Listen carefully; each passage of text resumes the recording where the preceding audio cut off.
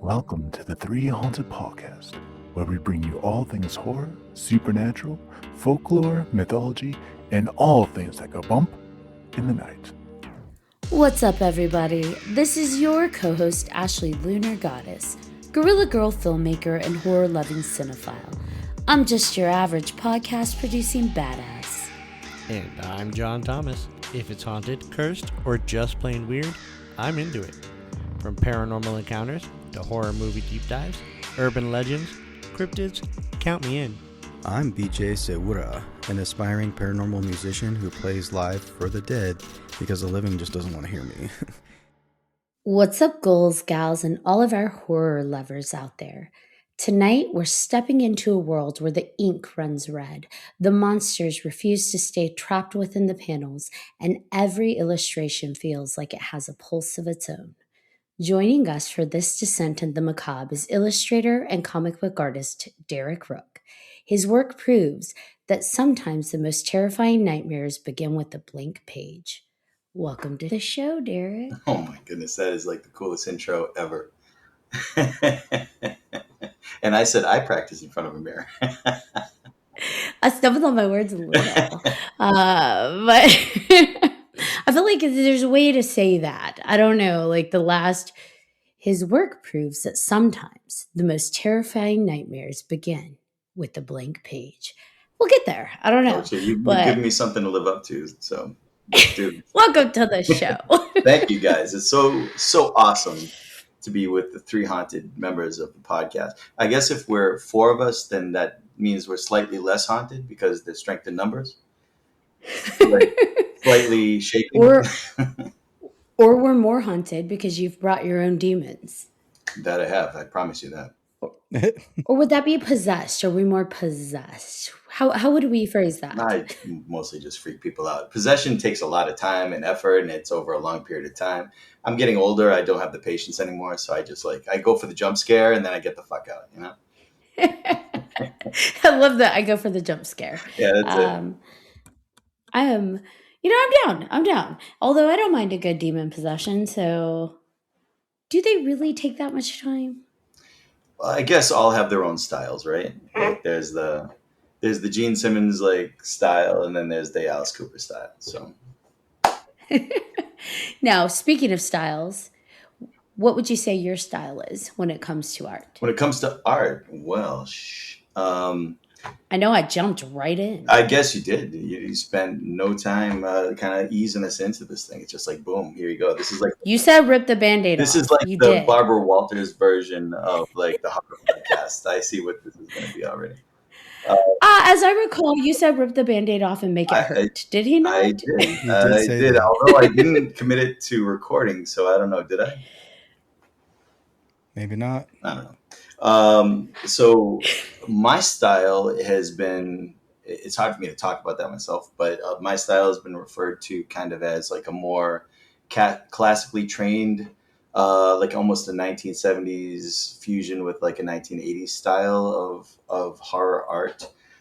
There was an amazing pantheon of artists that came out of like the 60s. Well, there's certainly a bunch of them that came out even before then. But as I recall, like the 60s, the 70s, especially in the 80s, you had a bunch of really traditionally classically trained artists that were like coming to the scene and like pouring their art onto the printed page. And this is before the aid of any kind of like computer, any kind of program, any kind of app, any kind of anything that kind of could erase mistakes or whatever. So what you ended up having with these artists is like these multi-dimensional types of artists that could do anything from pencil, charcoal, pen and ink, colored pencils, watercolor, oils, anything. They were just ready to rock, and that's made them most viable in the business. And we obviously got so many amazing artists to choose from back in those days, and I chose to kind of go into that style when I started to come up and started to develop my own craft. There's things along the way, I've joked on other podcasts that, I'm of the age where I started off learning one whole way to do things, like the end of the industrial evolution, where everything was done practically and everything was done on paper with, you had to be a master craftsman because you couldn't afford to have any mistakes when it was done, to kind of starting in the middle and then learning a whole new way to do the exact same thing. And so I've kind of adopted, kind of cherry picked a little bit of some of the newer things to kind of make my style a little bit more streamlined, a little bit more user friendly. But I don't know if anybody here knows like some of the old like Gene Colan and Nestor Redondo's and Bernie Wrightson. Bernie Wrightson is my number one favorite artist in the entire planet. Um, Anybody can look up anything that he's done. He's done everything in every medium. He's worked with Stephen King. He's worked almost with everybody in the business in one form or another. He passed away about 10 years ago, give or take, of cancer. But I mean, if there's like a godfather to me of like master artists in the business that just everything he did turned to gold, it was Bernie Wrightson. So hopefully when people see my art, they hopefully see a little bit of all of those greats in there. And that's kind of what I have tried to give to the world with my stuff. Was it horror that you started with, or did you start elsewhere when it came to art and you kind of got, drawn in, enchanted, captivated by horror? Oh boy. So I've always been into horror. I started watching horror movies way, way, way, way, way, way too early. Um, Join the club. This is the room of inappropriate age introduction to horror yeah, fans. I mean, and it could be argued that it either persuaded my art in one direction, which was negative, or positive. But um, one of the things that I remember growing up is like, so I can tell you guys the story of how I became an artist, and that might inform a little bit too. Would love that. So I have a spirit animal artist. I'll explain. Um, Before I was born, my uncle was an artist. And when my uncle was growing up with my mother in Massachusetts, he started to bud as a naturally born artist. And he was a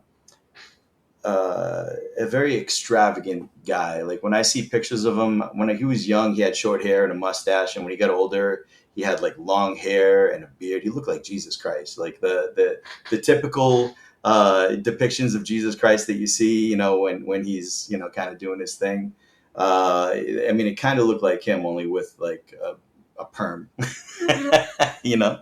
And my uncle he kind of grew up outside of that system. So like in the age of Vietnam, when everybody was getting drafted for war, he was a guy that wanted to be a hairdresser and he wanted to be an artist. He wanted to be one of those guys that sat on Venice Beach and drew all day long, And from all accounts, as he got a little bit older, my grandfather was very stringent, like old school, like factory worker type of guy. So all of that, fabulousness of being like an artist and being kind of like a hippie and a music lover and everything else, all of that was taboo. And by the way, on that side of the family, which was all Italian, it was all very strict Catholic. So everything was a sin, everything.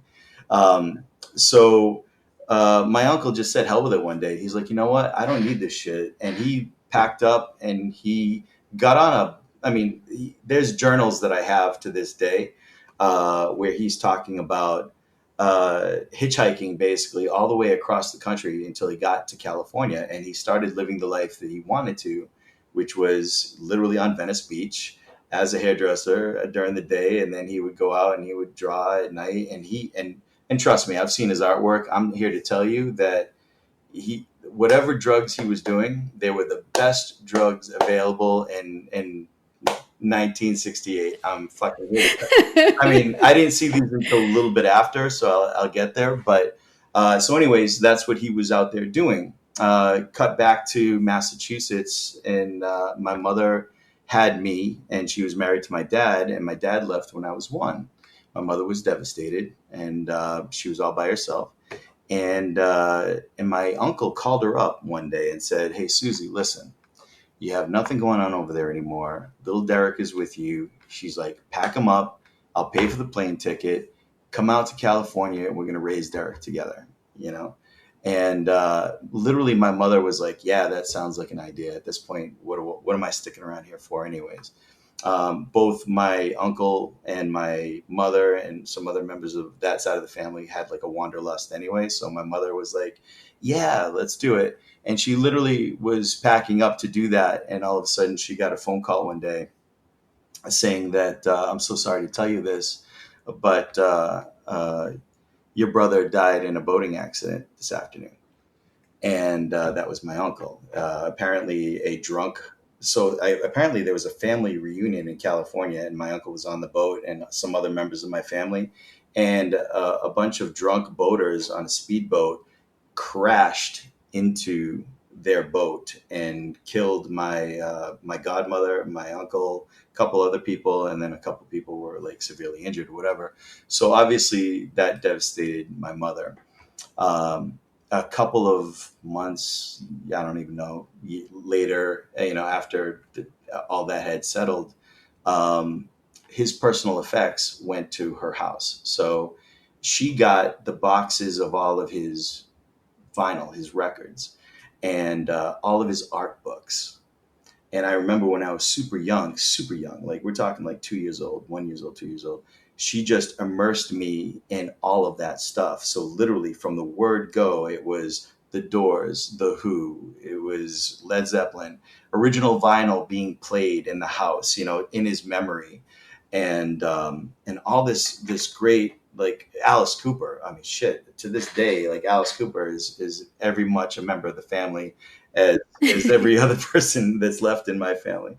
But those art books and everything I told you that was inside, like all those good drugs, all of that is when I opened up those pages, man, I've never seen anything like that in my life. I mean, weird craziness that can only be described as like, like this, like explosion of the mind, like this, like stream of consciousness kind of artwork.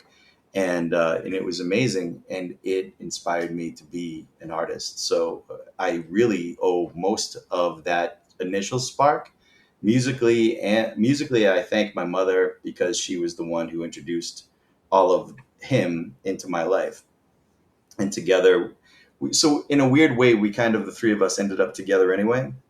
And now that I think of it, and to up until my mother passed away 13 years ago, she always said that, like a piece of my uncle resided inside me, like the creative side and whatever. And that kind of reminded her of him and me together. So long way of saying, I was inspired by some great people, but there you have it. His art was the best drug trip that anybody could go on, it sounds like. I'm not even kidding you. Like, I could go into the other room right now and come back and start flipping pages, and you guys would be like, "Whoa!" That you'd at least agree with me, whether you loved it or hated it. You'd agree that it was the best goddamn acid that was available on Venice Beach in 1969 for sure. Now, for you, then, that was really an influence to the art world and being inspired by it. But what continues that journey for you, especially when it comes to horror? Like, what is it about horror that you're like, this gets me? This is where my heart is with the visual art and just expression. So I told you that I was way too young to watch horror movies, but that didn't stop me at all. I was always fascinated by creatures, monsters, everything like that. What helped was my mother and I lived in a very I don't want to say dilapidated, but it was not a new apartment by any stretch of the imagination. That's where I grew up. To this very day, whenever I have a dream at all, the dream is that the house is the centrally located area, kind of like the Elm Street house in Nightmare on Elm Street. Was this apartment haunted? I could tell you a fucking story about that house. This is we're gonna revisit it. This is the 3Haunted podcast. I got a fucking story about that house.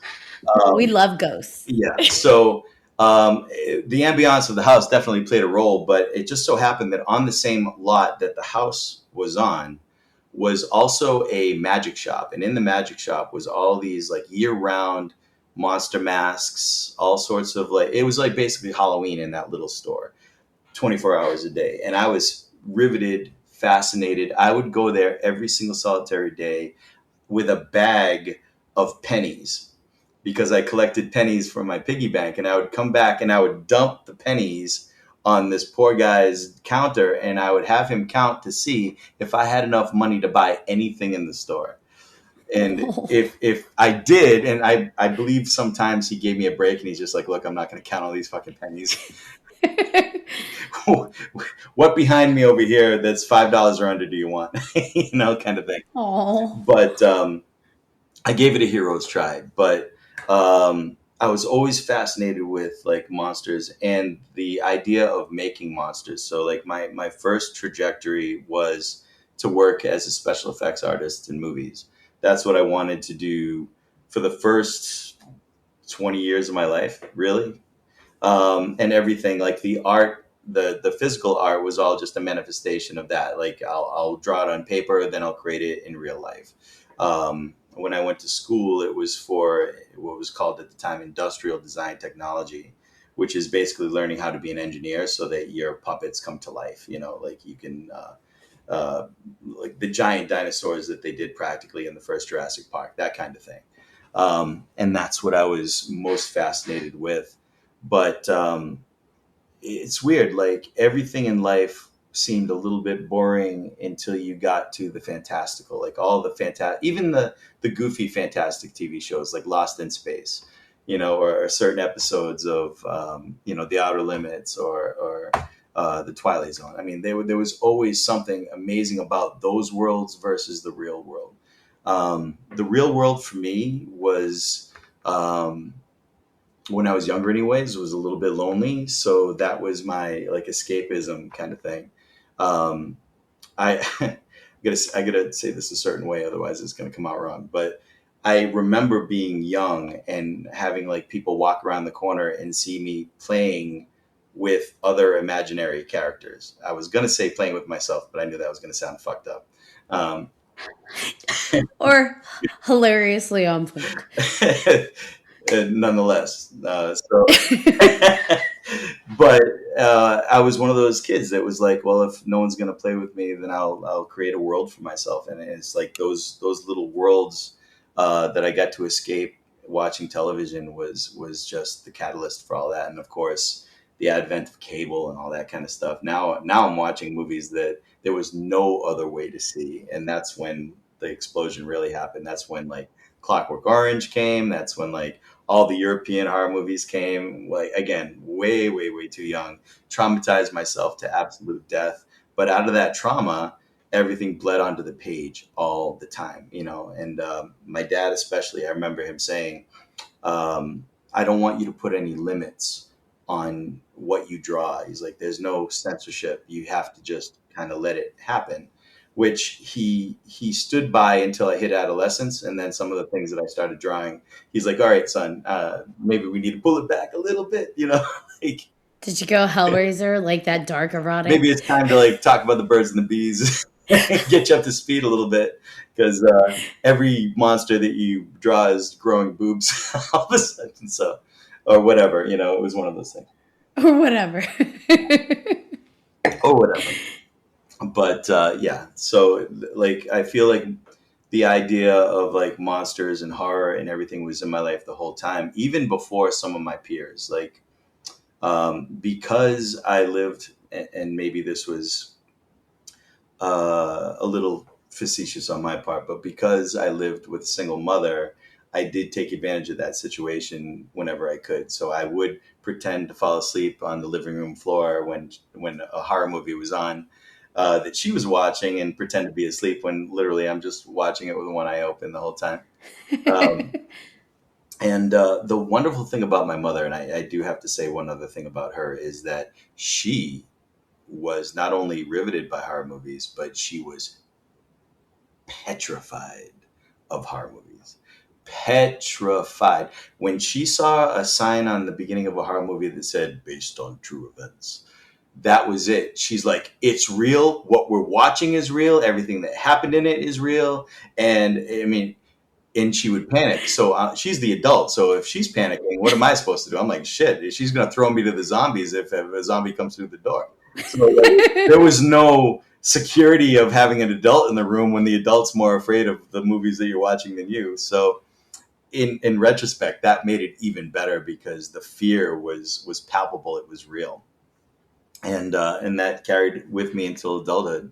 And again, wanting to like create monsters, I wanted to create things that other people could be afraid of. Did you make a lot of your physical, like the art that you would on the page? Would you create a lot of that stuff early on, or did you?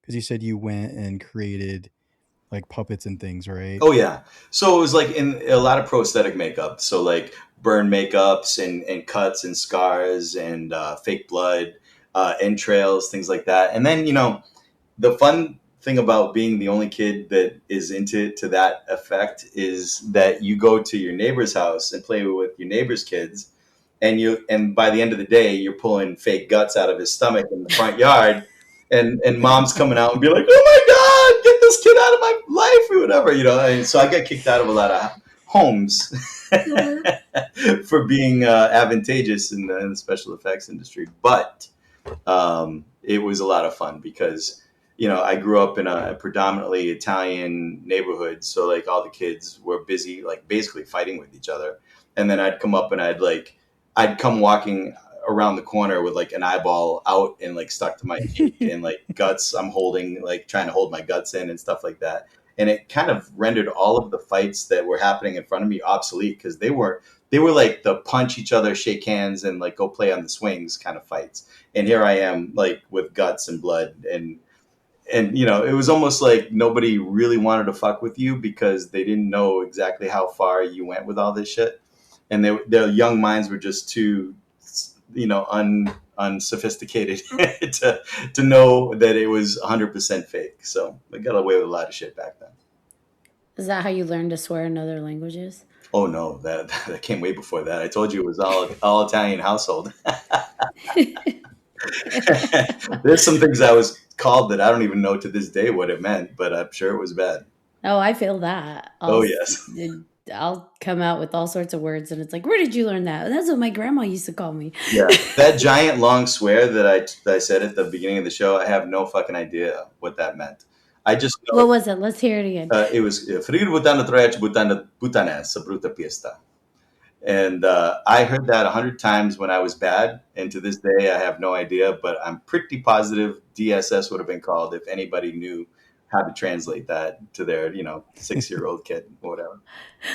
I'm going to send that to some Italian friends and be like, what the fuck did he say? It's probably going to be ridiculous. They're probably going to be like, he just said the water here is friggin', got amoebas in it. It's going to be like stupid. It's not going to mean anything at all. One thing I wanted to ask you about, you brought up Alice Cooper a couple of times, and I read the article that you put online. Oh, and thank you. Oh my God, it was so good. It was so great. You're one of 3 people who read that. Thank you so much. But no, it was great, and I didn't realize for a couple of different things that I kind of have a connection to that in a way. So there's this place called Distortions. They make a lot of animatronics and stuff for haunted houses, but they did Alice Cooper's Frankenstein. Oh, really? And so they're based here in Greeley, Colorado. So in Greeley, Colorado is kind of like Cowtown, Nowheresville in Colorado. It's not someplace you would think that would have, that kind of reputation where they're like nationwide. Right. So yeah, and so they've been doing it for for a really long time. And I thought that was really, really cool that you amazing. Have that kind of background, and it's like right here, right? And they have a thing every year. It's called Monster Day, where they'll just set a bunch of monsters out throughout the city, and just people are they have a scream contest and all this kind of stuff. Oh, you guys are gonna have to tell me, like, if it's an annual thing, what what time of the year that happens, because if I'm ever going to visit Colorado, I need those two things That's in my what life. it's gonna be. I need those two things in my life. That is amazing. Have you ever seen Cooper live? Have you ever seen the? I have not. Oh, I guys, yeah. still to this day one of the best fun times you guys will ever have watching a live show. It's literally more of a theatrical experience. That Frankenstein that you're talking about appears in the show. He's like 10 feet tall. I think I have some pictures on Yeah. my phone still. And I didn't get to see Cooper until much, much older. Like I think the first time of 3 or 4 times was like maybe 6, 7 years ago. And my buddy who was next to me, he's like, I literally watched you turn into a 6 year old the entire show. And I couldn't be held back. I was just literally jumping up and down like a child, you know. But I'm telling you guys, horror fans, of course, that you are, but music fans too. It's just an endorphin rush of feel good experience when you go see an Alice Cooper show. So it comes with my highest recommendation. And you get to see some of the works that you guys were just talking about from that studio because they were right there. When you said that Frankenstein guy, that's an Alice Cooper style Frankenstein that shows up. He's 10 feet tall and he runs across the stage, and Alice is kind of running between his legs and doing all this thing. And it's just amazing. That's pretty cool. Yeah, so good, so good. You mentioned that the apartment that you lived in, you had some paranormal stories. I want to hear 'em. Kids. Come on, Derek, give us the ghost stories. Holy shit. So this house was 75 years old when I was born and was living there. And it was old. It was kind of decrepit, raggedy. There were certain rooms that the drywall had broken away, and you could literally see the wooden slats underneath. So to say that my mother and I were of modest means was a little bit of an understatement. Literally, the basement was like a dirt floor, cobwebs, the whole 9 yards. It was literally Freddie's a boiler room kind of thing downstairs, with that old fashioned boiler room that's covered in asbestos to keep it cool and all that thing. I'm probably dying of that right now and don't even know it from playing down there. But the house, what I remember about it was from the inside of the house, there were a certain number of windows. Let's call it 10, all right, because I don't remember exactly. But if you walked around the outside of the house, there were 14. And I remember, like, as my young mind broke, like, almost immediately, because I'm like, wait a second, that doesn't make any sense. So I went back and I counted all the friggin' windows, and I made sure I didn't miss any. And I went back outside and counted them, and of course there was 14, and there's 10 inside. I'm like, what is going on here? And I remember the room where my crib was. By the time I figured this out, I was out of the crib, but where it was at the time, hopefully, right? You don't want to be like 7 years old still hanging out in a baby cage. I don't judge your life. But the room that I was in is where all the extra windows were coming from if you looked at it from the outside. So I'm like, what is it about this room that's so odd? And I remember at night, there'd be a lot of times where, like, for instance, when my mother and my father divorced, my mother refused to sleep in her bedroom because that was the place where her and her husband were. So she didn't want any part of it. So she would fall asleep on the couch every night watching TV, and the TV would be on until like 3, and then she'd shut it off and go to bed. So I would fall asleep on the floor watching movies, again, where I'd watch these horror movies or whatever.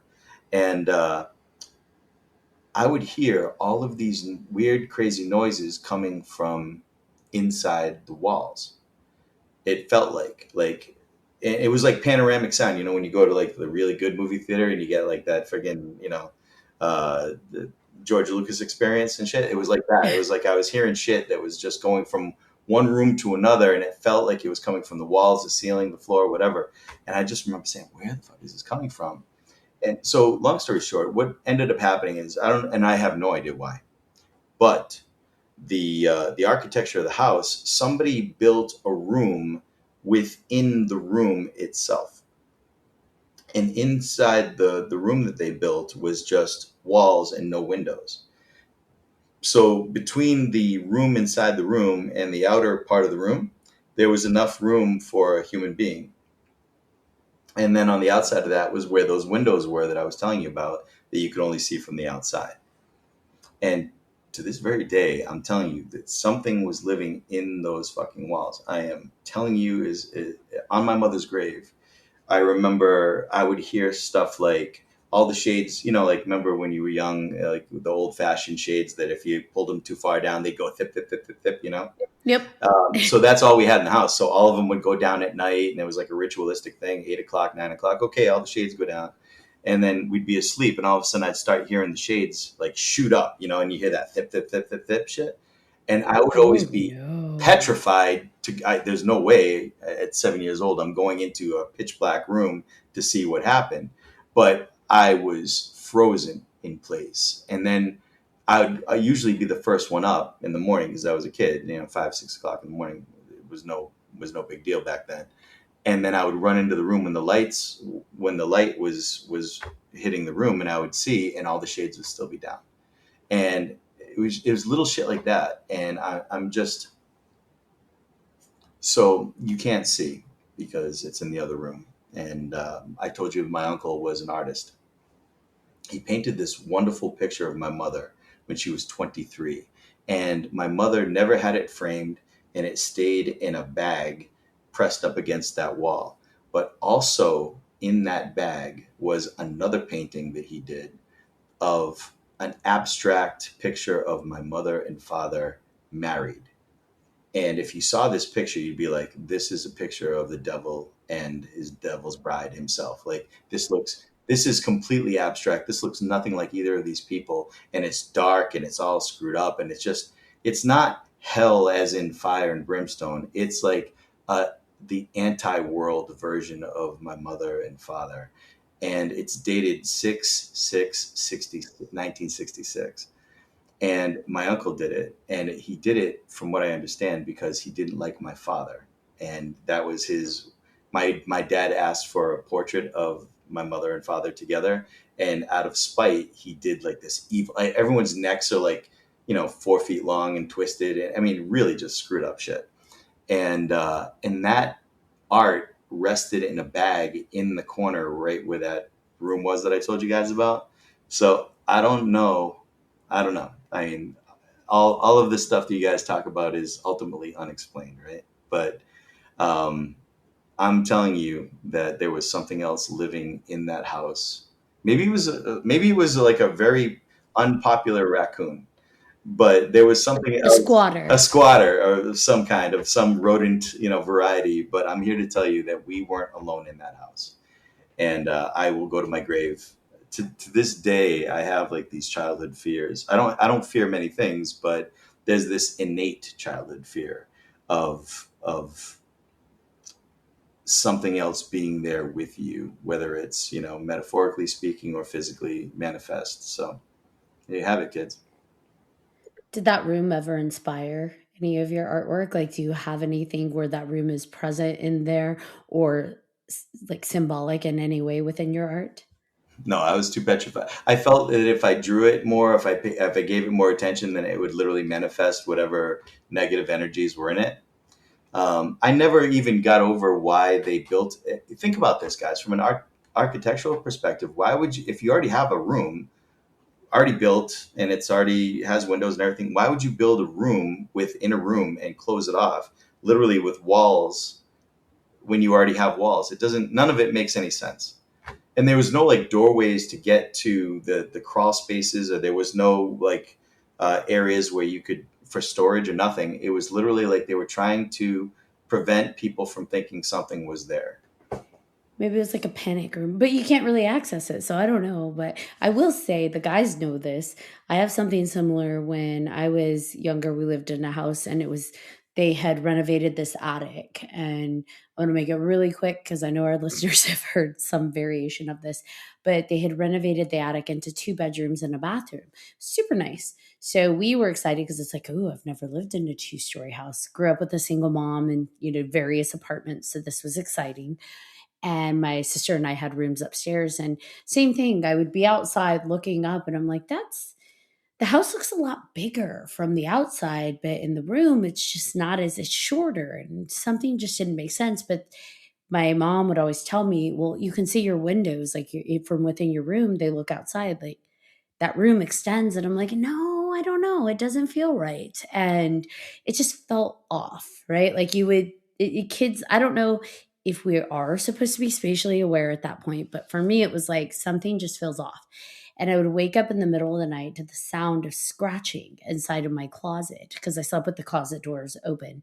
I wasn't scared at that point. And as a kid, apparently I was way more fearless than I am as an adult because I would never do this as an adult. Middle of the night in the dark, I'd go to my closet and put my ear against the wall. And like, what is going on? And it sounded like someone's fingernails just scratching up slowly and scratching back down very slowly. And it was slow because when I told my mom about it, I'm like, I think there's something in there. She's like, maybe it's mice. And I'm like, I don't think mice run that slow. And did they go up and down very slowly? Seriously felt like someone just slowly scratching. And it would go up. And then as soon as it reached the top, it would slowly scratch back down. And I did it a few times and it was happening a lot. So eventually I'm just like closing my closet doors. And maybe that's why I don't like the closet door open as an adult. I'm like, close that shit. And I moved my bed as far away from the closet as I could get. And my sister had a crawl space behind her closet inside, or like a door that opened to just an extended version of her closet. And we would play in it. And she's much older. So she's just like yelling at us to stay out of there because she'd pull all her little secret shit in there. And my brother and I never listened. So we'd be playing in her closet and playing with the little secret door. And one day I'm playing in there and we're not supposed to be. She got home early from her softball practice, got pissed, grabs me and throws me into the insulation, thinking I'm probably going to hit the wall or something. And by the way, this is back when insulation had a ton of fiberglass in it. Yes. And so I go flying into the fiberglass, bracing for impact. And insulation comes down. I'm laying on the ground, pissed off. And I look up and she and my brother are eyes wide. And I'm like, what are they looking at? And I look behind me and that section extends all the way across the attic. And I had been telling my mom for a while, I think there's a room behind my room. And she kept telling me I was crazy. And I'm like, no, Mom, I've been dreaming about it. There is a room behind my room. And she's like, that's not possible. So we look, I'm looking behind me and like you said, the architecture is weird because where the stairwell would be and where the windows are that go with it, like from our room, it's like doing weird under the window kind of, they just like you'd have to crawl under and it eats into where like there's space between the staircase where the staircase kind of goes down and it opens up into a room behind my closet, a full ass room. And I'm like, I told you. And I'm super pissed off, running in my room covered in insulation and fiberglass shaking off of me. And I'm so angry. And I'm like, I knew it. I told all of you there was a room behind my room. Then I got to my room all pissed off and I'm like, oh shit, there's a room behind my room. Yeah, the realization comes that like there's no other thing left to do except run or explore, right? Yeah, and there was a lot of other stuff that happened there that was really terrifying. So as I was happy to leave that house and go back to an apartment. I'm like, I don't need my own room, Mom. It's okay. I'll share with my brother. It's cool. Let's get an apartment. We're good. You It's guys fine. have got a triple decker bed now. We did move out and I was fine. She's like, now you said you're fine sharing. I'm like, yep, totally good. And he and I have bunk beds. And I'm like, this is fine. This is good. I'm good with this. But it was, to your point, like the architecture made no sense. Why they would do that. Why you wouldn't just leave the room open. Because then you'd have a full, huge room. The window would make sense, but they blocked it off. And then like covered the access to it with the insulation. It's like, why? So the big question is, did you and your family ever explore that area that you were talking about? Did you guys ever like walk in and like flashlight it and do the whole 9 yards? They did, yeah, because once, we told my mom about it, she and her partner went in there to make sure there was nothing dangerous in there, and they checked, and it was empty. In that crawl space we had been playing in, or not crawl space, but in that little small section Mhm. extension that we had been playing in, my sister had found stuff when we first moved in there, kind of older items, but anything within that past section beyond the insulation wall, it was empty. It just because they went to check and make sure there was nothing in there that was dangerous for us, because they know we'd eventually play in there. But I didn't want to be in there. I'm just like, I've been dreaming about this. And then it extra freaked me out because you hear the fingernails scratching up and down, right? And it's like, I want to be in here. And I started sleeping in my brother's room a lot. I'm just like, this is because he was downstairs. I'm like, I don't want to be up here. And like you said, everything you told me about your story, I can relate to so much, because as an adult, I still dream about that house, like the house of nightmares. And it's It just, burns itself into the foundation of your psyche. it And does. kids are very, very savvy, even when it comes to adults. So they know that monsters only appear and ghosts only appear to the youth. That adults can go banging around there all day long. They're gonna come back and say, "Oh, there's nothing. It's just a bunch of cobwebs and old Coke bottles from 1789, and that's it." And then you go in there, and all of a sudden it's like some apparition talking to you, and it's natural dialect or something. It's like it's a kid thing. Parents would understand. Parents never No. understand. Unless you're us kind of parents who are sensitive to the paranormal, but it's like, I dream about that house, and anytime, like, the guys know I'm a lucid dreamer. Anytime I start a dream with that house, immediately I'm like, oh shit, we're here again. And I feel like that's the only space I can't actually change my dream from, like when it comes to lucid dreaming. Usually I can change my dream, and I don't know, because it's connected, like you said, to my psyche so hard with terror that it pulls me back to being a kid, that I'm like, I can't leave. I can't get out. I'm stuck here. Oh my God. And it just has to play out. Like the dream just has to play out. There's one thing that I'm sad about being an adult, and I don't know if I can speak for everybody here, but I'm going to try. Is that we are the adults now. We are in some way, shape, fashion, or form the protectors for younger people or whatever, and we've seen it all. We've done it all. So like the idea of us being frozen to the core with fear is almost impossible. Like I don't know if anybody here has ever, as an adult, experienced that, but it's not easy. Yes, well then I want to hear that story. Um, but it's not easy though, right? I mean, it has to be something. That story that's on the tip of your tongue right now is not just like a mouse ran in front of my room at 3 o'clock in the morning when I was on the toilet and I couldn't run because I'm in the middle of something. And but it's not that. It's something huge. Well, because like your imagination as a kid, right? Like when especially when you're watching Hellraiser at 10 and all that, you're adding all of these things into your head. It makes it so much worse because we are tapped into something that has no limits, right? As adults, we definitely set limits for ourselves because of the real world.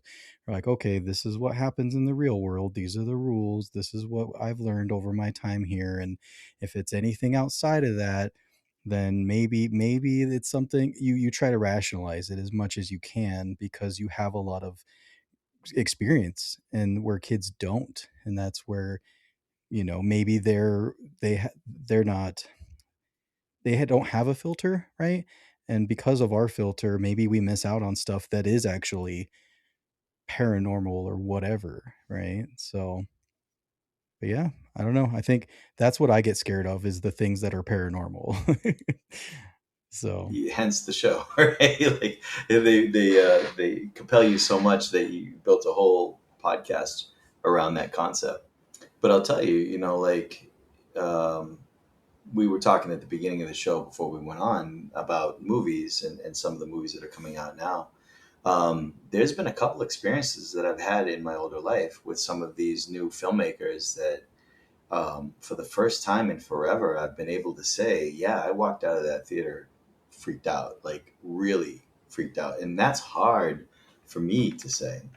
Um, Hereditary really fucked me up. Yeah, like really, really bad. Like, and in the best way possible because I hadn't felt like that in such a long time from a movie going experience. What I remember about the day was I didn't see a trailer for it. I just heard about it tangentially through other people. And it was Friday, I got paid, and I was on my way home, and I wasn't having a good week. And I decided I was going to treat myself to a movie to cheer myself up. So I picked Hereditary, not knowing, I knew it was a horror movie, but again, I can't stress it enough. Horror movies in general, like they're fun, they're super fun, but they're not horrific. They don't scare me, certainly not to my core. Hereditary, not the case. I remember when the movie was over and the house lights came up, I was sitting in the fucking seat, just staring at the screen, and people were getting up and like walking by me and leaving the theater. And I'm like, I don't want to leave. I don't want to get the. Oh, And then I'm no. like, I just want to go to my car. That's what I kept saying to myself. I'm like, I just want to go to my car. And if I could just get to my car. And I literally got out, and it was like being in a fever dream. It was still light outside, and I got to my car and I closed the door, and I was literally sitting in my car for like 15 minutes, like staring at the steering wheel, just like, what the fuck did I just see?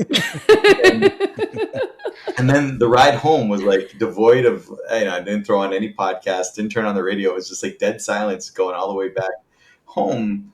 And I think it wasn't just the fear of it, but there was this amazing uh, experience of dread that movie produced that, again, this family was doomed from the opening credits. They had zero chance, and you don't know that when you're going in. You kind of try to pick like these like buds of hope out of the air that somehow, some way, there's this is a movie, for crying out loud. There's always like a way to defeat and somehow stop what's going. There was none of that in that movie. There was nothing except existential dread all the way from the beginning to the end. It just got worse. Everything was horrible all the time, and nobody made it out. Not just alive, but their souls were not into. I mean, everything was just destroyed down to its core. And holy shit! And that hasn't happened. I'll tell you what. I know, BJ. You said you hadn't seen Obsession yet. Yeah, not yet. I wouldn't say that I left with the same feeling, but I did leave with a holy shit Really? feeling. When you see it, maybe you'll have your own opinion. We can talk about it, but um, that's why I'm like these. This is why, like, I've been saying this for a long time. In the last 10 years, you probably have like friends and people our own age that are like, I'm not going to have kids because I don't want to bring them up in a world like this. But the antithesis to that is that maybe the kids are going to be the ones that are going to figure this out and like put all us old fogies to rest finally with our old thinking and all our old bullshit, and they're going to be the ones that are the innovators and the ones that are going to really be able to be forward thinking and push the world forward. Well, that is in every aspect, right? That's not just in worldview aspects, but that's also in entertainment and all those types of things. And when you got these young filmmakers who are like 20 years old, 25 years old, and they can produce something for $750,000 and scare your pants off, and whether it's scares you or entertains you or whatever, it's making 300 million at the box office for a reason. So let's have more of that. Let's keep that going. Let the kids run crazy. Let's not get all these coffee drinking, phone answering producers coming in with notes about how the director from the last movie's dog needs to be in this fucking movie because everybody loves scraps at home and all this bullshit. Like, let them do the movie that they want to do and present it. And I remember like an earlier version of that was like when A24 was coming Yep. up, and people were like, wow, we're getting some really like compelling, interesting, they call it like art house or elevated horror or whatever. At the end of the day, it's just horror, right? The only thing that makes it elevated is the fact that it actually did something to you. It made you feel something where some other horror movies are a little bit of fluff. But yeah, let's bring the kids. Like I'm ready to rock with the next generation. I'm ready to take the step back and let the kids take it from here because they're doing a great job. I want to know who you're calling an old fogey. Our parents. Thank you. Now, do you have a horror favorite? Like, what's your horror favorite movie? Pardon? What's your favorite horror movie? Or you can give me top 3. Oh boy. Well, I base my horror movies on what they did to me, usually probably as a kid. So they're not necessarily the best movies or the scariest movies, but they're just my favorites. So my favorite horror movie of all time is Lucio Fulci's Zombie. Have you guys seen that one? No. Who was it that we had that was telling us about that? Yeah, I can't remember who it was. Because we looked it up. I haven't watched it yet, but we looked it up and it's added to my list. Oh, guys! For the life of me, I can't remember. Was it PJ Rahal? I think it was. So PJ's a friend of mine. Yeah. Okay, I think it was PJ who was talking about that one. Yeah, we got some mutual friends on this podcast. I love it. But no, Zombie, again, on the list of movies I shouldn't have seen at my age, that was one of them. To my core, done. Like, just, my soul left my body. I had to grab my soul by the big toe, pull it back. It freaked me out so fucking bad. I'm selling it as if you're going to have the same experience. Sadly, probably not, but you will have a great time at the movies. For me, it probably will, Derek, because I'm terrified of zombies. The zombie subgenre fucks with me so hard, so it'll probably get me. Oh, so zombies are mine too. And it's based on the movies that I'm talking about. Because the wonderful thing about the Italians is they didn't have the American censorship board to worry about. So when they made their movies, they always made their movies for other markets. There wasn't really a market in Italy, especially back in like the 70s, certainly. So no matter what genre it is, Westerns, whatever, you guys all know about the spaghetti Westerns, all the stuff that Clint Eastwood did and everything, and some other folks.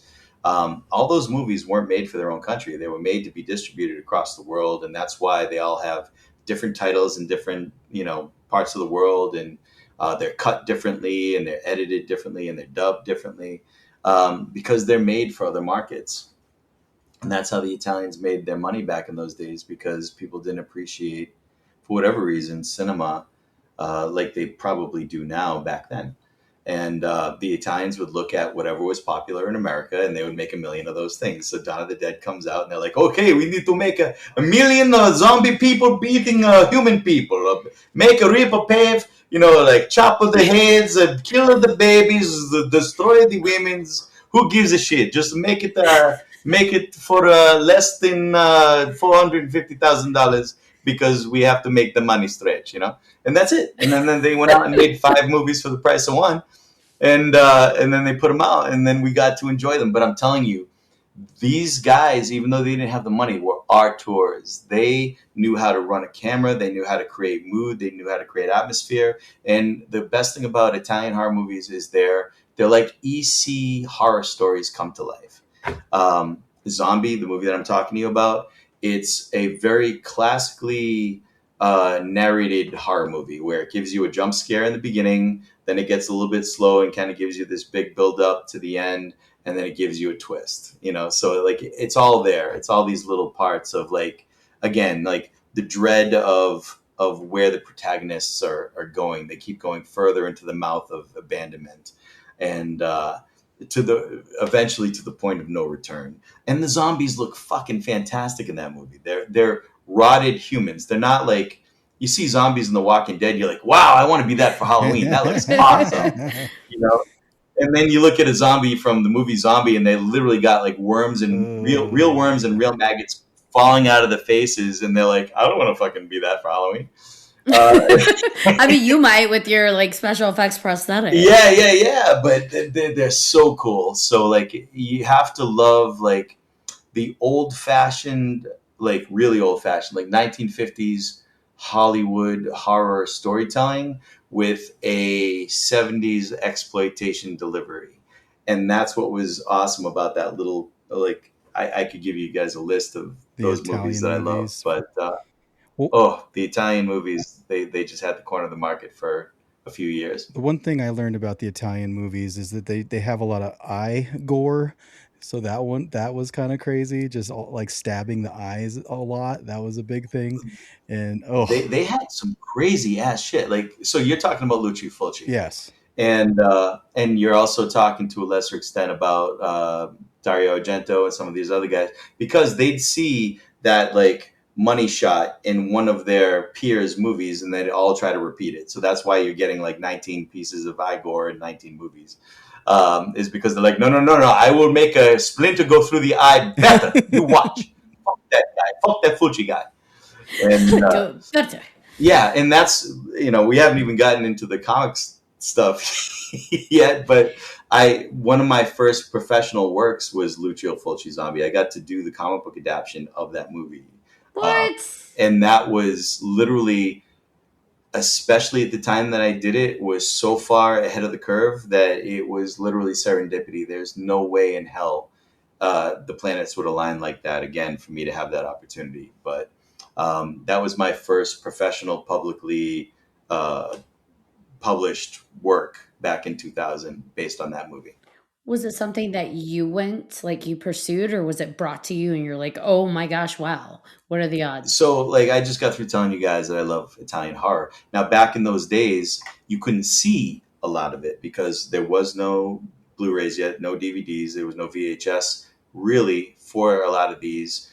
Zombie had it because it was distributed in America right off the bat, so it had like a big American release, and so did Fulci's Gates of Hell and a couple others. But a lot of these Italian horror movies had limited distribution. They went to drive-ins, and then for a while there was no other way to see them. They'd come and they would go. So you were either there or you weren't.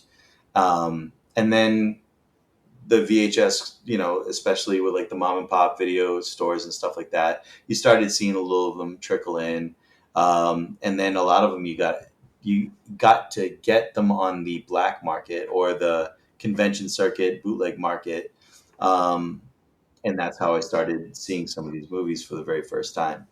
But I was actually my first, I don't want to say it was distributed, but it was very limitedly distributed. But my first break into comics, I got to do the show with the publisher right after we printed the book. And I was just trying to stretch my legs and walk around a little bit. And it was a regular Comic Con. It wasn't like a horror convention, which is what I do exclusively now.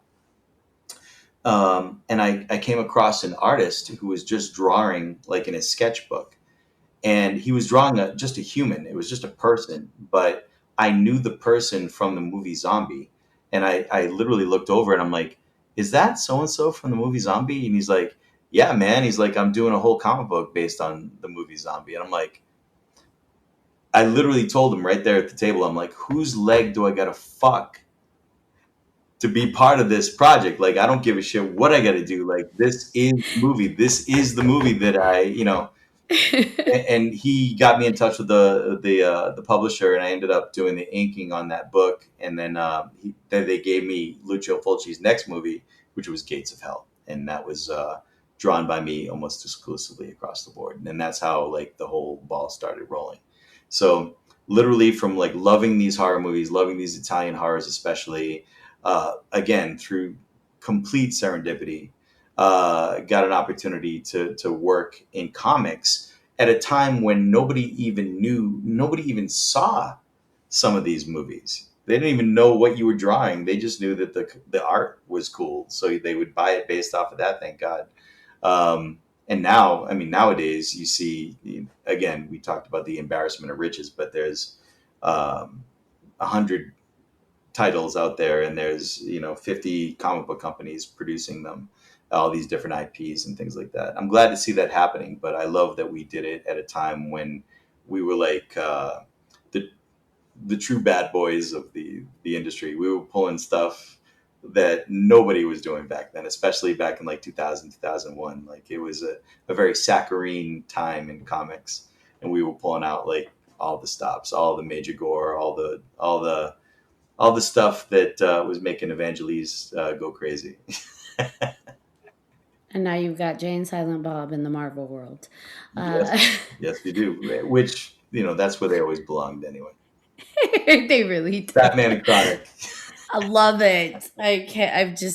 I didn't realize that, totally random tangent, that there were 11 variants already on that comic. I didn't know that either. There's 11 variant covers. Yeah. Just like, holy cow. That's amazing. But yes, they belong in that world. And hopefully you didn't have to fuck any legs to get into those horror comics. As it turns out, there's nobody to teach you how to fuck a leg anyway. That's supposed to be inherent. You're supposed to already know. Well, if you're a dog, yeah. But for everybody else, there was no magazines either. Like it was best to just not try. So maybe I was an underachiever when it comes to that. So I talked to big game and got my way in. I didn't have to drop my pants for a femur. Well, you were also for a femur. but you're talented and you're passionate about it. Like passion goes a long way, especially when the way you recognized it, right? Like that sounds awesome. So I'm sure that person was just like, that is awesome that you recognize that from what I'm doing right now, right? Whereas, yeah, take 100 people walking through there, nobody's going to know that, right? He was drawing a picture of an old man. So unless you knew the actor that he was drawing from a random Italian horror movie, there's no effing way. And I don't know why I just said effing after I swore 15 times on the show already, but you gotta keep us on our toes. Yeah. Is there any horror IP out there that you're like, that should be a comic and I would totally want to illustrate that? I tried so hard to get in touch with the Terrifier guys right around the time of Terrifier 2. I wanted to do a Tales of Art the Clown so bad it made me hurt. As it turns out, like years before when Terrifier 1 was around, I remember being at a convention and I met a lovely person that I was spending some time with, and we were trying to get last call at the bar, and we just missed every bar at the convention by like 2 minutes, so we'd go to one bar and be like, I'd like a rum and coke, and they're like, sorry, we just closed 2 minutes ago. And I'd be like, shucks, go to the next one, the same thing, go to the next one, the same thing. And I went to the last one and the bartender goes, sorry, man, we just closed a minute ago. And I'm like, shit. So I'm sitting there with her and I'm like, I guess we could just talk, have water. And this guy comes up to me and he hands me a whole rum and coke filled to the brim. And he goes, sorry, man, I can't drink this anyway. Take it easy. Have a good night. And it was Damien Leone. Oh, wow. Way before he was Damien Leone. And then years later, I bumped into him in an elevator with, I'm so sorry. I'm so bad with names sometimes. What is the actor who plays Art the Clown? Oh, David Howard Thornton. David Howard Thornton. They were both in an elevator together that we were taking at a separate convention. And we took selfies together and everything. And that was my moment. And I don't know why I didn't bring it up. I didn't want to be. You didn't give the elevator pitch in a literal elevator. I didn't want to trap him in an elevator and try to pitch him on a stupid comic book. But I did talk to some people that were involved with him at that time. And they just said that there were other prospects that they were kind of going with at that moment. But who knows? You never know. I tried to do a Creepshow comic book series too, and that didn't work out.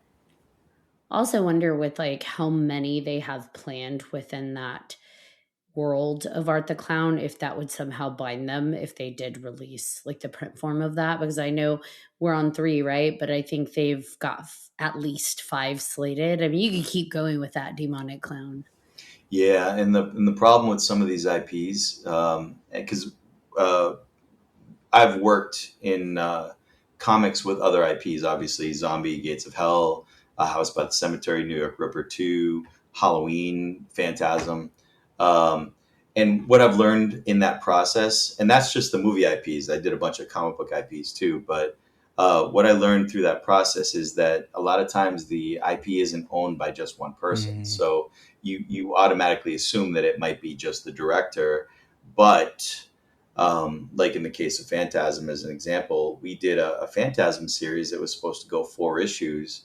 We did the first issue, and then we got a call from Don who at that time we were very close with. And he's like, I'm so sorry, guys, but I don't think we can continue this. He's like, it turns out that for certain characters within the series, including the Tall Man, the rights to the Phantasm IP overall is divided between like two, three, four silent partners.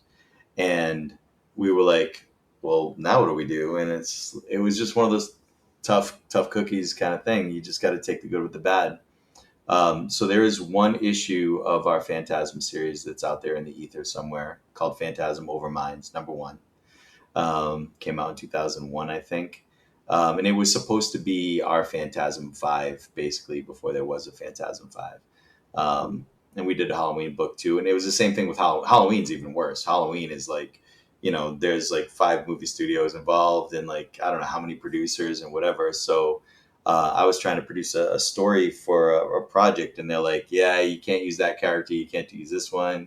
You can't say this. You can't say that. So it gets very dicey. It's a lot of fun to do, but it's also very nerve wracking and very frustrating sometimes. So again, you take the good with the bad. I would love to, now that Terrifier is pretty much off the table, I would say at this point. I don't know if you guys ever saw this really, really low budget horror movie from like 1980 called The Deadly Spawn. The Deathly You guys ever seen Spawn? that one? The Deadly Spawn.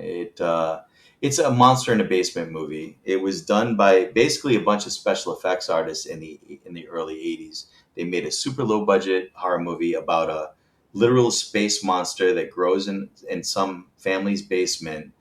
The son, the littlest kid, is like a horror movie fanatic.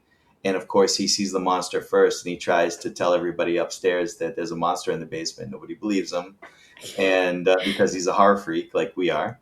And then it manifests into something that kind of gets bigger and more monstrous and horrific. And I would love to do a comic book adaptation of that. I don't think that the IP would do me any good. Like telling people, hey, I'm doing a Deadly Spawn comic book. Most people would be like, a Deadly who? you know. But if the strength of the comic book is strong on its own, then it will garner its own audience. I would love to do that because I just love the design of the monster. If you guys ever look it up, you'll see. Music is my heart. I know we've all talked about that, the music of movies, music of just life. And for me, anywhere I go, I've got to have headphones. And which one might say I'm detached, but I'm not. For me, I love music. I'm connected to music. Speaking of music, do you draw to music? Do you create to music at all? Drawing is the most boring thing that I've ever done in my life. I'm going to be honest with you because literally it's like watching somebody else draw. To me, that's boring. So like I almost feel like I'm over my own shoulder watching me like draw a pic, and it takes me a while. I'm not the fastest artist out of. I don't like to say that loudly because I'm afraid people won't hire me. But I'm a more meticulous artist. I hate if I had to draw in silence, I would shoot myself. I couldn't do it. It would literally be a bridge too far. Music is cool, but when I draw, I like to do things like listen to audiobooks or movie commentaries because the way my mind works, I can do 2 things at once. I can be completely immersed in the commentary or the audiobook and still draw like independently of both. Like they don't cross contaminate each other, for lack of a better word. Music sometimes does because I love music so much. Music is so much in my soul that like if it's music I know, then I want to like sing to it. I want to like jam to it. It screws up my drawing rhythm. So I have to listen to music either really really low, like it has to be lower than my brain can like comprehend like the words and everything, or it has to be like commentaries and audiobooks. I've listened to tons of audiobooks on it though, which is cool. For some reason, the artwork and listening at the same time helps me remember both better. So like I can look at a page of artwork and say, oh, I drew this back in 2020 at like 5 o'clock in the morning on a Friday night because I was listening to an audiobook at the same time. And on the other end of it, I can say, oh, that audiobook, I remember it with clarity because I was so concentrated on it instead of being distracted by like, phones and screens and whatever else. What type of audiobooks? Shit, like so I went through The Road. I went through Requiem for a Dream, which, by the way, I don't know if you guys ever read Requiem for a Dream or looked at the inside of the book. It's the only book that I've ever read in my life. And maybe you guys know more about books than I do. Maybe this is a thing. There's no punctuation in the book. Nothing. There's no periods. There's no quotation marks. There's no paragraphs. It's a wall of text every single solitary page. And at first, I looked at it and I'm like, "Is my book broken? Like, did I not pay enough and I don't get the punctuations that come with it? Do I have to pay a premium?"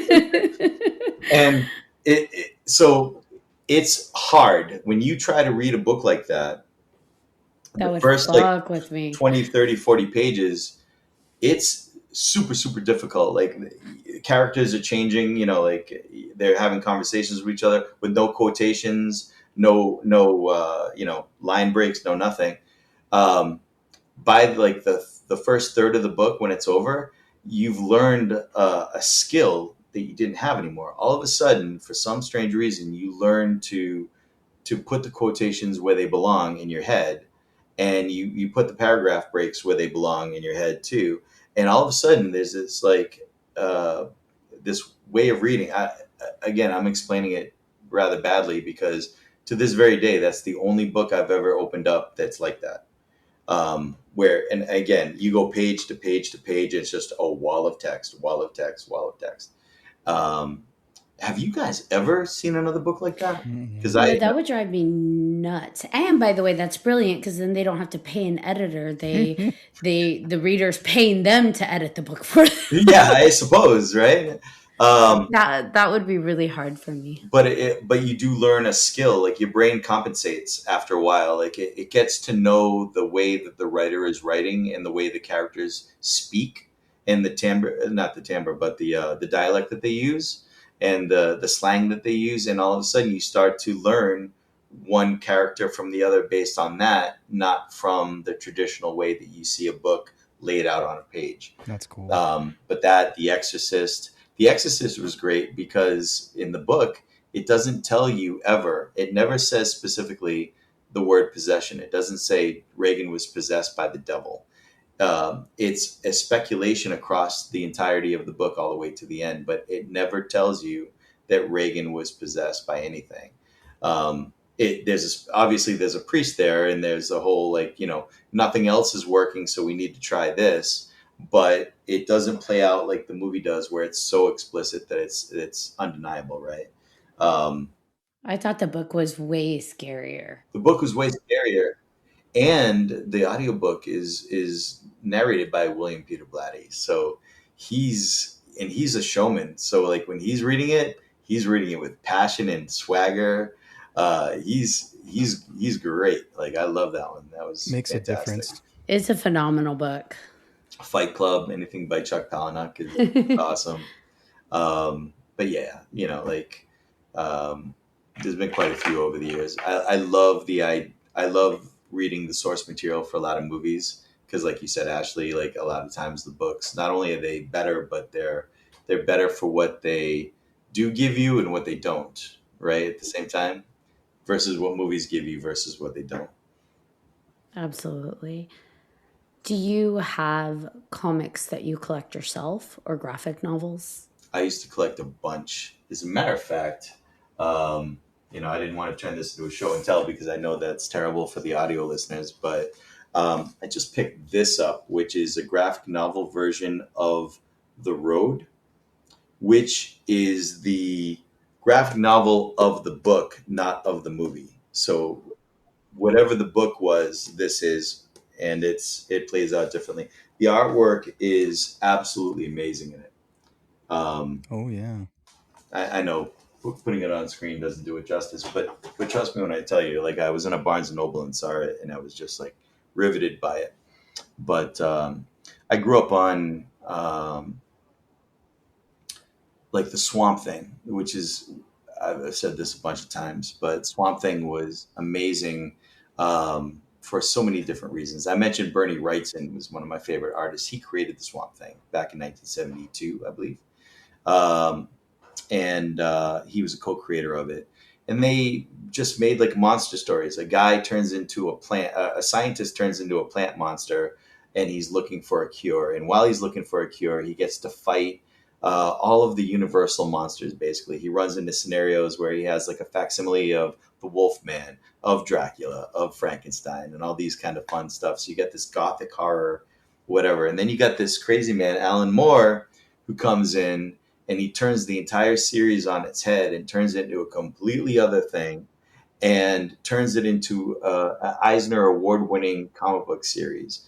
You know, to a kid who is used to like flash and bang and like stuff that doesn't really have a lot of chloral intake, this was like a cerebral feast for a young person to kind of go into this, to kind of tell you all about it would spoil it. But really, really great stuff. So yeah, I was a huge comic book collector as a kid. I have a hard time as an adult um, getting into a lot of like new series and things. So I find myself buying a lot of stuff that I didn't get a chance to buy when I was a kid. Like Kiss came out with a comic book through Marvel Comics back in the 70s. Finally got that first issue for the first time. And I literally wear gloves every time I open it, you know. So like those little things like that. But I have 15 long boxes of all sorts of different kinds of comics from growing up. Awesome stuff. I collect Hellraiser comic books. Well, the Hellraiser series was through Epic, which was like a sister company of Marvel. Marvel had a subsidiary where they could do like rated R comics, basically, and that's where Hellraiser came from. Yeah, I love me some horror comics. Oh yeah, the further you go back, the better of an experience you're going to get. When you get into the '80s underground stuff, it's Mhm. just it's the caviar of horror comics, in my opinion. No, I agree. I agree. But I feel like that's the same when it comes to movies. Movies, yep. Like, yep, horror movies back in the 80s, the 90s, like just there was a sweet spot for horror, and the older you get, like you said, the caviar. This is the caviar, baby. You can't beat that shit. Not with a 10-foot pole, in my opinion. I don't know. Like I sometimes feel like comic books are nowadays anyways are kind of like an advertisement for a bigger IP, right? Like it's almost like they feel more like a newsletter or something than an actual series that you want to hold on to and keep. And if I do like selfishly segue into what I do for a living as a comic book artist, one of the things we always try to do with our books is we try to sell them as a collectible, because we know like the truth of the matter is kids aren't really buying comics that much. Guys our age and ladies our age, yes, a little bit more. And I'd say probably like the 40 to 60 crowd is like the sweet spot, which sounds old and ancient, but it's not. I mean, it's people that appreciate that medium. If you're, I don't know, if you're 19 years old, yeah, there's always going to be somebody who loves to flip pages, and God love them. I wish there was a million more of them. But to a 19-year-old, are you going to read a book, or are you going to play a video game? Or are you going to do something more else that's like, there's so much interactive stuff going on now that tickles every sense that you have, not just one. I feel like reading in general, whether it even be books and novels and things like that, that's kind of taken a back seat to a certain degree with the youth. And I know now I sound like the old guy, right? Like nobody reads anymore. You got to put yourself down a book and put your thinking cap on. And the books that you're publishing as collectibles, that's through Rough House Publishing, right? Yeah, so Rough House Publishing, I've had two comic book publishing companies, but Rough House is the newest. It's already been around for, probably 12 years now. And the idea behind it was I had taken a sabbatical from comics. I had published them when I was younger and drew them, and then started publishing when I was younger, and then took a break, basically to have a I don't want to say a real career, but a career that made me money. I kind of went with the sure thing. And for a long time, for about 8, 9 years, that's all I did. I basically retired from comics and then got back into it in my late 30s. And the idea behind Rough House Publishing is I wanted to create something where I had a legitimate publishing house where I could publish all my own stuff that was free from any kind of censorship or free from any kind of like flighty people in the industry, in the comic book industry, have a tendency to be or the publishing industry, I should say, have a tendency to be a little on the flighty side, where they have these like grandiose, broad ideas, and those ideas sometimes exceed their budget, exceed their expectations. So when you actually get into practice, it's not uncommon for you to get a call after spending 7, 8 months on a book for the publisher or whoever the creator to say, sorry, but we're canceling it before it comes out because we ran out of funds, we ran out of this. A lot of artists don't get paid, they get taken advantage of. Artists are very passionate people. And I don't just mean artists like comic book artists, I mean like musicians, traditional artists like myself, poets, movie makers. We'll pay other people to work if necessary. Um, and a lot of people take advantage of them. So Rough House was a way to kind of have my own fortress, if you will, where I could publish my own creator-owned stuff within it, and nobody would mess with me. And then I kind of took jobs as they came. The phone did started to ring, and we started to publish old comic book IPs that were defunct. So we were talking about horror comics, Ashley. We were talking about horror comics that came and went in the lexicon of the last 40 years of horror publishing. So there was this little tiny horror comic book called The Dead that came off the heels of a comic book called Dead World, which was the catalyst for which The Walking Dead was built. I can give you 15 examples off the top of my head how the folks at The Walking Dead stole from, these small indie publishers from back in the day. And we republished these issues, and they were so vicious and so dark, and again ahead of the curve when it comes to like what you can get away with like publishing without getting completely censored. And then we ended up doing a second one called Gore Shriek, which also came out in the 80s, which was a horror anthology comic, but it was contemporary. It was filled to the brim with like that splatterpunk attitude era comic book writer, publisher, artist kind of combo. And we did 3 of those books. So when I talk about like how we publish our stuff with all sorts of extras, so like for instance, if you buy one of our books, you get the book itself, of course, and all the stories and stuff that come inside. We put like a poster inside that you can detach and you can put on your wall. It's a double-sided poster. And we give you guys stickers with the same book. We give you barf bags with the same book. We give you signed and numbered copies. So these are signed on the front. They're numbered here on the back out of 1,000. I do sketch covers on the other side where I draw a sketch for you to go with the book that you bought, and all sorts of fun stuff like that. And we do that with every book so that we're not really selling books. We're selling collectibles. We're selling stuff. We're trying to create a product, hopefully, that you want to keep and you don't want to flip and sell on eBay, you know? And so far, we've been pretty successful doing that. We've done about 4 or 5 books now. Some have been novels, novellas. Some have been comic books, traditional. And every book is sold the same way. We try to give you something way more for your money.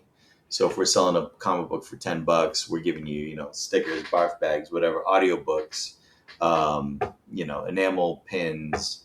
Our latest comic, we gave you guitar picks because in one of the stories, the main protagonists are coming out of a local rock band show. So we made guitar picks with the band logo on it, things like that to make it an immersive experience for you guys. In the past, we've done soundtracks. We've done full 12-song soundtracks on CD, and we're looking to do those on vinyl coming up, reissued and everything else. So I got your hoodies, I got your coffee mugs, I've got your stickers. Oh yeah. Well, guys, do we have any final thoughts or questions that we want to talk about with Derek? How do you keep everything straight? It feels like you have so many things that you're doing, right? Stay a kid. Stay a kid in your head. Yeah. You know, don't grow up.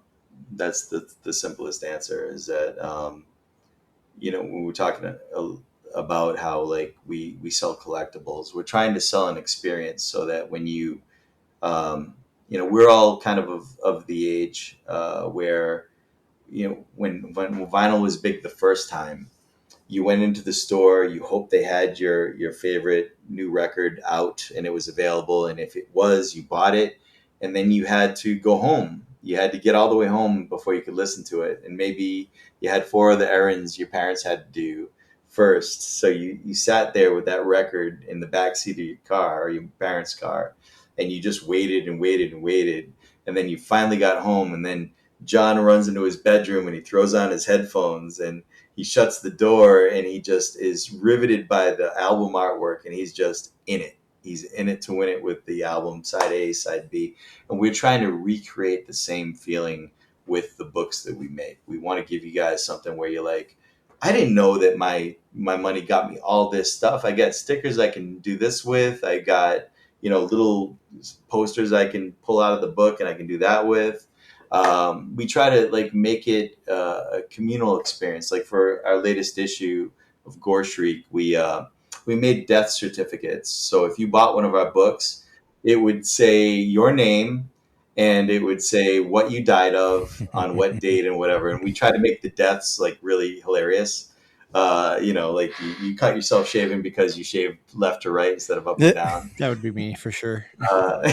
Whatever. We try to make them goofy, whatever. But we're trying to make them personal. We're putting your name on things. We're letting you guys know that you guys are the rock stars. Like early on, there was another comic book company that we were kind of rivals with that were walking around going, "Yeah, man, we're the rock stars, dude. We're the fucking men. We're the fucking guys, dude. We're the fucking industry leaders." And I turned around and I said, "No, man, everybody, they're the rock stars. When we get into the car and we go to Ohio to do a horror convention, we're going to see you. We're going to get our pictures taken with you because you guys are the fucking rock stars."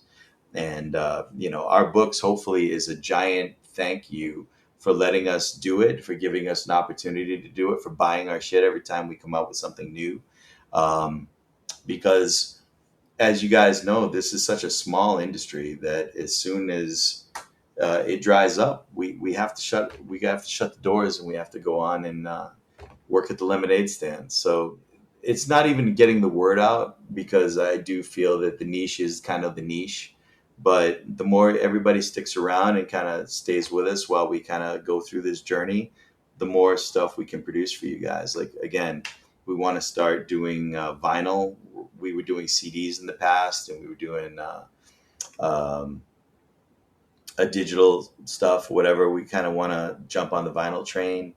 And we do hot sauces too. I didn't even get a chance to tell you guys that.